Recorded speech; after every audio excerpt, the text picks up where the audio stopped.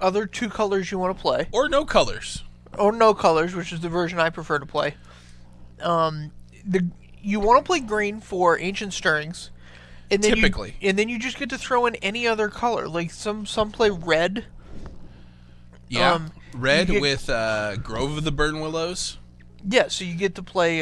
gives you great fixing, and it also gives you access to, like, Pyroclasm. No, Kozilek's Return? Kozilek's Return. I mean, you want to talk about a big-time card. That card is big time. Big time. Heard it here first. Kills the Etch Champions Kills because Etch Champions. it's colorless. Heard it here first. No, it's probably not the first time you've heard that, but... You got any firsts for me? Any firsts? Yeah. Anything I'm hearing about for the first time? You can play Rowdy Crew. Oh, that is a first. And that is Rowdy. Oh, God. All right. So Connor has scries the third piece of Tron to the top, plays this map just to go through the motions to make it look good. Robert's gonna opt as his option. So, and here's a Blood Moon. So Robert's gonna have a fighting chance. Yeah. Robert's playing a Blood Moon deck. He's on the play too. So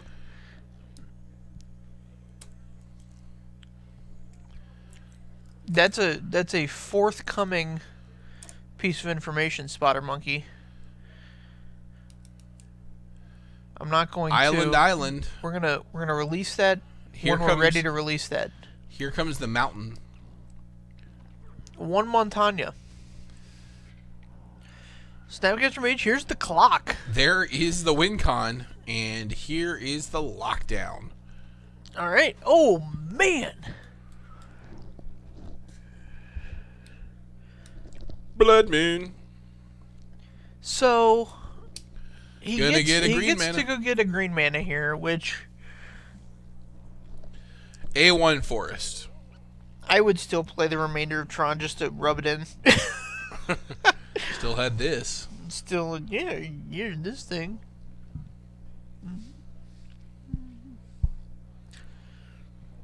All right, so here, I really, really like this forest. That's the beta forest. That's the best beta forest? Yeah.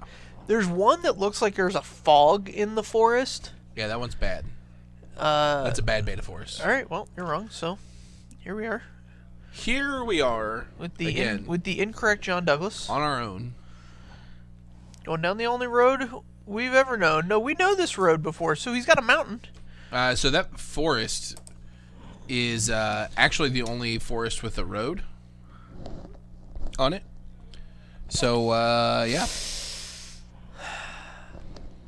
the only beta forest with a road. Sure. We're gonna Pestermite opt in a turn. Clock is speeding up. Connor needs some action. Hopefully, Robert's going to have another red source and a Kiki-Jiki here. He's got the Kiki-Jiki. Where's the red source? Show me a mountain. Show me a mountain. There's no mountain. Connor, I would assume if you're playing green-black, you also have... Nature's Claims in the sideboard. Abrupt Decay. And that would just be A+. Right, so the star can yield you black. Draws a bunch of Tron.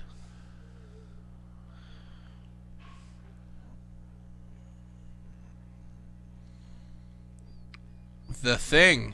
All right, so the Thing has been announced. Kiki-Jiki plus Pestermite makes a copy of a Pestermite, and the copy targets Kiki-Jiki, untapping it, in which he will target the Pestermite again.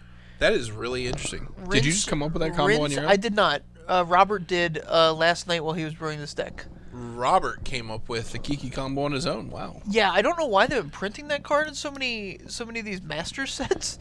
So there was a time about 2 years ago, it was a $20 card. Yes. And they were like, no, sir. Right. That is not okay. No, I know. It was a $20 card because of combos like that. Oh, really? Yeah. Robert's known about this combo for that long? That long. This is a relatively new archetype for Modern, right? Playing goblins and copying fairies? No. No? So what they used to play this card called Splinter Twin. Okay, is that a goblin too? No, this is an enchant creature. Oh, so an aura. An aura. Aura? Oh, they don't make enchant creatures anymore. They don't. This is an enchantment dash aura. Okay. The first line of the text box is enchant creature. Correct. And it lets you tap the enchanted creature to make a copy of itself. If that Hold on just a second. Sorry to interrupt you. Keshgar. Keshgar. Beta lands are beautiful. Go on. Yeah, what are you, some sort of beta? Whoa. I just thought it was funny, just... Because you said the word? No, but it's become a pejorative. Sure. Anyway, go on. Tell me about this aura. Anyway, this aura, dominated Modern. Oh, wow. Dominated it. Wow. For several years. So what happened? Well, ever since the banning of... Birthing Pod.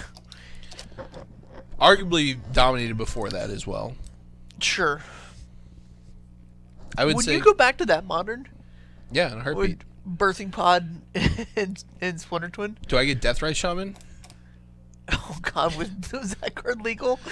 There was... Yeah, at the time, there was Jund, Birthing Pod, Splinter Twin, and Storm before Seething Song got banned. Jeez. And it was just all over the place. But there was also eggs, and that was like... Alright, you're playing eggs. Was that better or worse than where we're at right now? I feel I feel like those from what perspective? Like so better or worse how? I feel okay. So those 4 or 5 decks you named, yeah, minimally interacted with each other. So eggs is like Storm now, where it didn't want to interact with you at all. It was trying to just ignore what you were doing.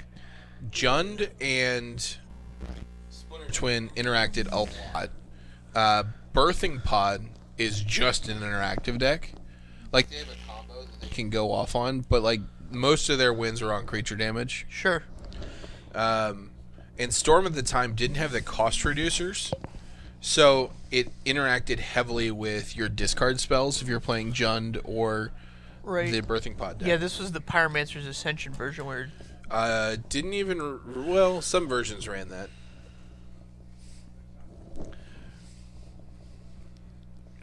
Keshgar. Did he say black on that? And then rip the Collective Brutality?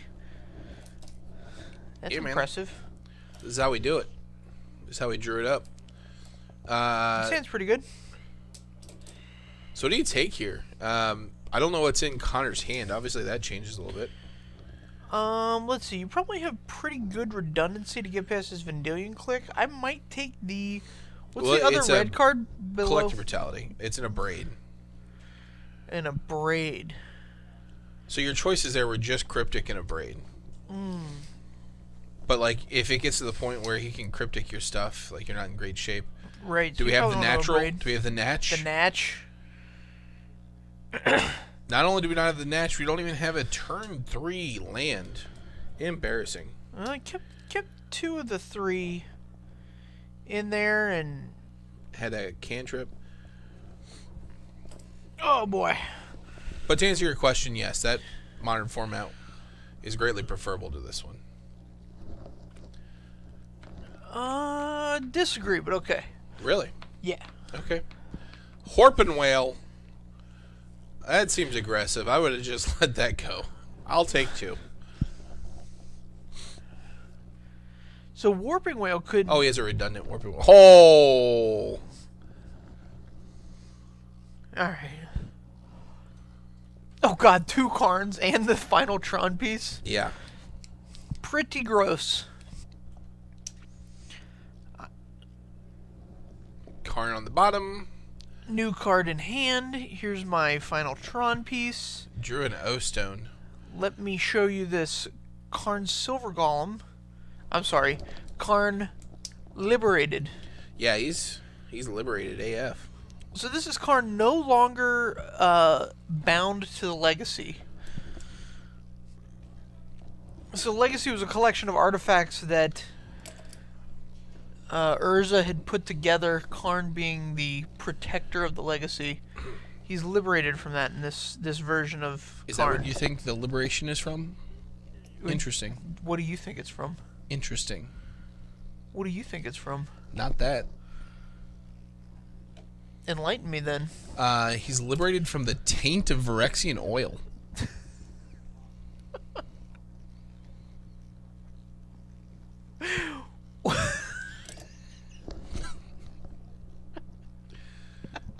So you got a Karn down. Why why was he in the Phyrexian's taint? He was not. It's a dark place to be. Yeah. Alright, so let's see what the story here is. Here's Karn again. Oh, remanded. Remanded again. So did he put a Karn on the bottom and then draw his third Karn? I believe so. So we know the location of 3 out of 4 Karns. I don't understand what happened to the second Karn. There's one went on the bottom. I understand it's in the yard. I don't know why it's in the yard. But I can't see Robert's. We were debating storyline flavor, but you know, Robert handled no, it there's somehow. a Karn in hand too, noob. So the one that you see on the top of the screen is technically in hand. He's playing that face up to be a gentleman. Oh, and there's the Blood Moon off the top. There's a forest, natural order, No, Oblivion Stone. Just an O Stone, and now any land. Any land is the livest draw, and even if he doesn't hit a land, A braid. oh, he knew about the abrade too. That's questionable. Here's an Ugin. Ugin's not gonna cut it. So at this point, he has a Warping Whale in hand. Robert knows about it. Right. So He doesn't know about this Fatal Push, although it doesn't make a whole lot of difference. all right. So here is the Swing for one.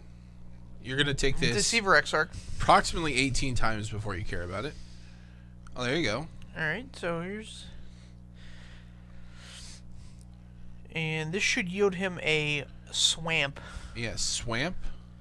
Let's get a swamp. I wonder what swamp he's playing. No swamps, maybe. Oh, did he not have a swamp in the main deck? If he doesn't have a swamp in the main deck, he's just stone dead here. I don't even know why he would have popped it.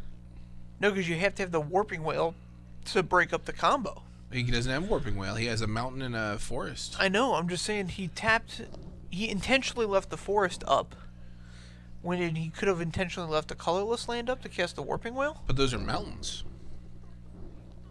Oh, sure. I was hoping he would have had a swamp so that he could Fatal Push. Meadows with 2 red sources, not 3. And redundant Blood Moons. And here is the final mountain. And here is the Kiki combo. Let's see if he's going to just run it out there. Kiki-Jiki. Yep. So Blood Moon is not a problem. Tron's a problem. Tron is a problem. The fact that you can legitimately play a Blood Moon deck to do well in this format, That's a problem. that's a problem because that means Tron is way too dominant. Yeah, Tron's problematic. We're going to get into that a little bit more next week. But for this week, man, we've had some uninteractive matches. Yeah, we really just quick. This has been move. kind of crazy. But that's all we have. This is Robert Meadows and Connor Sloan's swan song, as it were. They're done. We're done. This mic is done. This mic is done.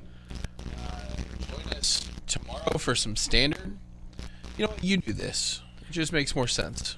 Yeah, so we've got standard action tomorrow at 6:30. Friday, modern. Monday to Tuesday, Wednesday, Friday. Do we have Thursday? Is there commentary on Thursday for Yeah, modern? bro. Oh man. So tomorrow and Thursday for standard and modern respectively. You're gonna see my friend, the handsome John Douglas, and I playing standard tomorrow probably. No.